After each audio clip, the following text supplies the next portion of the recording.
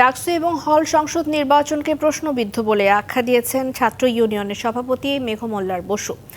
নিয়মতান্ত্রিক উপায়ে প্রশাসন সহযোগিতা না করলে সবাইকে সাথে নিয়ে আদালতে যাওয়ার কথা বলেন তিনি। বৃহস্পতিবার দুপুরে ঢাকা বিশ্ববিদ্যালয়ের মধুর ক্যান্টিনে সংবাদ সম্মেলনে ছাত্র ইউনিয়ন 12 রকমের অনিয়মের অভিযোগ তুলে ধরে।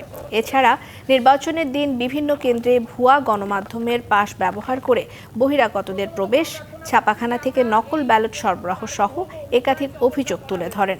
আরও অভিযোগ করা হয়, অনেক এজেন্টকেই ভোট গণনা প্রক্রিয়া থেকে দূরে রাখা হয়। নির্বাচনের আগ মুহূর্তে যে পরিস্থিতি, সেই সময় তো আসলে সবাই নির্বাচনের যে প্রচারণা, সেই প্রচারণায় ব্যস্ত।